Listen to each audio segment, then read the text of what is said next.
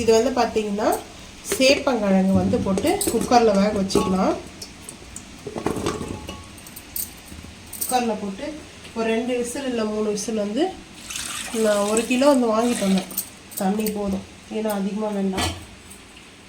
அதுக்கப்புறம் கல் உப்பு கொஞ்சம் சேர்த்துக்கலாம். இது வந்து இது மேலே இருக்க தோலை வந்து சீவிட்டு போடக்கூடாது ஃபஸ்ட்டு. எப்பவுமே வந்து பார்த்தீங்கன்னா இது நல்லா ஆமாம், இது வந்து நல்லா குக் ஆகிடுச்சுனாவே இது கயிற்றுக்கு கொஞ்சம் நல்லா இருக்கும், அந்த கேப் மாதிரி நல்லா வந்துடும்.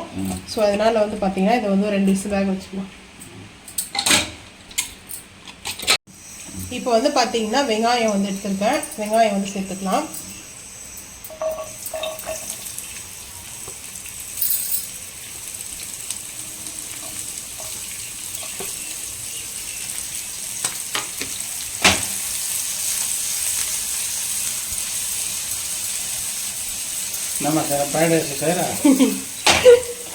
அதெல்லாம் இல்லை, இந்த இது சேப்பங்கிழங்கு இருக்கு இல்லையா, அது ரோஸ்ட் பண்ண போகிறேன்.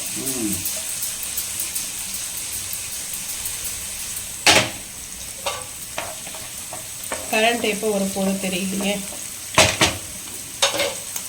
இப்போ வந்து பார்த்தீங்கன்னா லைட்டாக வந்து கொஞ்சமாக வந்து கடுகு வந்து போட்டுப்பேன். அப்புறம் சோம்பு லைட்டாக, அந்த சோம்பு வந்து நல்லா ஒரு ஃப்ளவர் கிடைக்கும். எப்பவுமே ரோஸ்டருக்குலாம் வந்து சோம்பு போட்டு பாருங்கள். வாழைக்காய், அதுக்கப்புறம் பொட்டேட்டோ, இதுக்கெல்லாம் வந்து பார்த்தீங்கன்னா உருளைக்கிழங்கு ரோஸ்ட்டுக்கெலாம் இந்த சோம்பு வந்து நல்ல ஒரு ஃப்ளவர் கிடைக்கும். ஸோ வந்து பார்த்தீங்கன்னா நல்லா இது வெங்காயம் குக் ஆகட்டும். இது வந்து தக்காளியே இல்லாமல் நம்ம வந்து ஒரு 3 டிஷ் செஞ்சுருக்கோம்.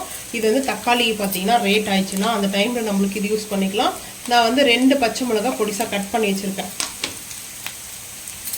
பச்சை மிளகாவும் லைட்டாக ரோஸ்ட் பண்ணிக்கலாம்.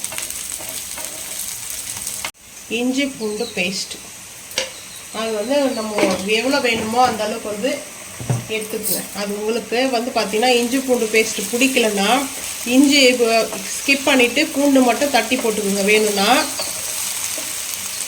பூண்டு மட்டும் சாப் பண்ணி கூட போட்டுக்கலாம் சின்னதாக ரோஸ்ட் பண்ணுறதுக்கு. ஸோ வந்து பார்த்தீங்கன்னா இஞ்சி பூண்டு பேஸ்ட்டு பச்சை வாசனை போகிற அளவுக்கு நல்லா வதக்கலாம். விசில் வந்துச்சு. இன்றைக்கி தான் வந்து பார்த்தீங்கன்னா எப்போவுமே குக்கரில் தான் நாங்கள் ரைஸ் வந்து செய்வோம். சரி, இன்றைக்கி வந்து பொன்னி பச்சரிசி வந்து போட்டேன். ஏன்னா இந்த மழை டைமுக்குலாம் வந்து பார்த்தீங்கன்னா பச்சரிசி சாப்பிட்டா கொஞ்சம் ஹீட் ஆகும். ஸோ அதனால் வந்து பார்த்தீங்கன்னா இந்த டைம் தான் சாப்பிட முடியும். வெயில் காலத்துலலாம் வந்து பச்சரிசி வந்து சாப்பிட முடியாது. அந்த பச்சரிசியோடைய ரைஸ் வந்து பார்த்தீங்கன்னா ஓவர் ஹீட் ஆகிடும். இந்த டைமில் வந்து அது ஓவர் ஹீட் ஆச்சுன்னா நம்மளுக்கு அந்த டெம்பரேச்சர் வந்து கரெக்டாக இருக்கும் உடம்புக்கு. அதனால தான் இப்போ வந்து பார்த்தீங்கன்னா சேப்பங்கிழங்கு வந்து சேர்த்துக்கலாம். வேக வச்சது நான் வேக வச்சுருந்தேன் இல்லையா. ஸோ இப்போ வந்து பார்த்திங்கன்னா இது ஃபஸ்ட்டே நம்ம வந்து மசாலா சேர்க்கக்கூடாது. இது வந்து லைட்டாக அந்த கொஞ்சம் வளவளப்பு தன்மை இருக்கும். ஸோ அது வந்து பார்த்திங்கன்னா இந்த ஆயிலோடு மிக்ஸ் ஆகிட்டு அதுக்கப்புறம் வந்து பார்த்திங்கன்னா நம்மளுக்கு வந்து இது சேர்த்துக்கலாம். இப்போ வந்து இது கூட வந்து சால்ட்டு மட்டும் சேர்த்துக்கலாம் கொஞ்சமாக. ஆல்ரெடி உப்பு போட்டு தான் வேக வச்சுருக்குறோம். லைட்டாக ஆஃப் பண்ணிக்குவோம். லைட்டாக வந்து சால்ட்டு போட்டிருக்கேன். இப்போ போட்டது நம்ம ரோஸ்ட் பண்ணிக்கலாம் நல்லா. இது வந்து ஹை ஃப்ளேமில் வச்சுட்டு நல்லா அந்த வளவளப்பு தன்மை வந்து ஸோ அதில் வந்து அந்த ஹீட்னால வந்து இதுவாகிடும். வெண்டைக்காயும் இதுவும் ஒன்று தான். வெண்டைக்காய் வந்து பார்த்தீங்கன்னா டிடிஸ் ஃபிங்கர் வெண்டைக்காய், அதுவும் இந்த மாதிரி கொலவளப்பு தன்மை இருக்கும், வளவளப்பு தன்மையும். ஸோ இது வந்து நல்லா இப்படி வந்து நான் வந்து பண்ணிக்கிறேன். வேக்கன்சி இருக்குது போறீங்களா? நீங்க அனுப்ப மாட்டேன்றீங்களா? நான் என்ன பண்ணிட்டோம்? அங்கே போய் சமைச்சா இங்கே யாரும் சாப்பிட்டு ஏன் மாஸ்டர்?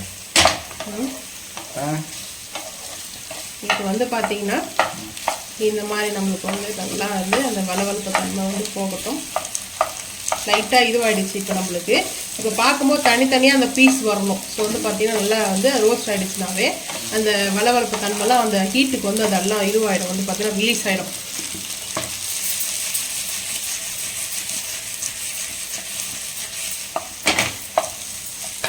இப்போ வந்து பெப்பர் வந்து சேர்த்துக்கலாம். பெப்பர் தாராளமாக சேர்த்துக்குங்க, அது உங்களோட விருப்பம். நான் வந்து கொஞ்சம் பெப்பர் தூக்கலாக தான் சேர்த்துக்குவேன். அதுக்கப்புறம் சிம் பண்ணிடுவோம். சிம் பண்ணிட்டு மிளகாய்த்தூள், காஷ்மீரி பவுடர், சில்லி வந்து பார்த்தீங்கன்னா 1/2 டீஸ்பூன் எடுத்துருக்கேன். அதுக்கப்புறம் மெயின் இன்க்ரிடியன்ட் வந்து பார்த்தீங்கன்னா நாங்கள் ரெடி பண்ணுற சாம்பாருக்கு வந்து 1 ஸ்பூனுக்கு எடுத்துருக்கேன். இப்போது நாம் இதை வந்து ரோஸ்ட் பண்ணும்போது இந்த மாதிரி நல்லா மிக்ஸ் பண்ணும்போது ஸோ அது ட்ரையாக ஆகும். அதுக்கப்புறம் அந்த வளவளப்பு தன்மை சுத்தமாக வந்து அதில் இருக்காது. ஊற்றின ஆயிலெல்லாம் எங்கே போச்சுன்னே தெரியாது. நல்லா நம்மளுக்கு இந்த மாதிரி தான் வரும். ஸோ இப்போ வந்து கொத்தமல்லி புதினாவும் 2 ஆட் பண்ணிக்கலாம். பன்னீர் 65 மாதிரியே இருக்கு. ஆமாம், நல்லா 65 நல்லா ரோஸ்ட் பண்ணால் எப்படி இருக்கும், கலாப் பண்ணிட்டு அந்த மாதிரிலாம் இருக்கும் பார்க்கறதுக்கே. இது வந்து பார்த்தீங்கன்னா நீங்கள் வந்து சாம்பார் பொடி எனி சாம்பார் பொடியாவது நீங்கள் யூஸ் பண்ணுற சாம்பார் பொடி வச்சு நீங்கள் யூஸ் பண்ணிக்கலாம். அவங்களுக்கு ஏற்ற கரம் மசாலாவோ இல்லை சாம்பார் பொடி ஏதோ அது நீங்கள் வந்து இது பண்ணிக்கலாம். நாங்கள் எங்கள் வீட்டில் அரைக்கிறதே வாங்க சொல்லிலாம் கம்பல் பண்ணலை. ஸோ வந்து பார்த்தீங்கன்னா நாங்கள் யூஸ் பண்ணுறதை வந்து உங்களுக்கு அப்டேட் பண்ணுறோம். இந்த மாதிரி மெத்தடில் நீங்கள் யூஸ் பண்ணிக்கலாம். அவ்வளோதான். இப்போ வந்து ஹை ஃப்ளேம் பண்ணிவிட்டு அடுப்பு வந்து ஆஃப் பண்ணிட்டா போச்சு. அவ்வளோதான், அடுப்பு ஆஃப் பண்ணிடலாம். அடுப்பு ஆஃப் பண்ணிடுறேன். வலி கண்ணை கூசுது அந்த லைட்டு. அப்படியா?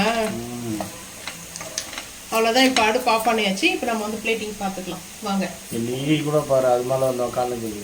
எங்கே இருக்கு? நீங்கள் ஃபோனு மேலே உட்காந்துக்குது. ஏதா பார்த்துட்டு அது சாப்பிட்றதுக்கு நான் நீ அப்படி வந்திருக்கோ ஒரு வேளை சாப்பிட்றதுக்காக. நல்லா சுட சுட வந்து பார்த்தீங்கன்னா சூடாக நல்லா வந்து ஆவி பறக்குது. ரோஸ்ட் பண்ண இது பார்த்தீங்கன்னா இந்த ரோஸ்ட் வந்து யாருமே சேப்பங்கிழங்கு மாதிரி சொல்ல மாட்டாங்க. அவ்வளோ சூப்பராக இருக்கும். இது வந்து பார்த்தீங்கன்னா ஹிந்தியில் இதோட பேர் வந்து அருவின்னு சொல்லுவாங்க. நீங்கள் வந்து உங்கள் ஊரில் இது என்ன சொல்லுவாங்க?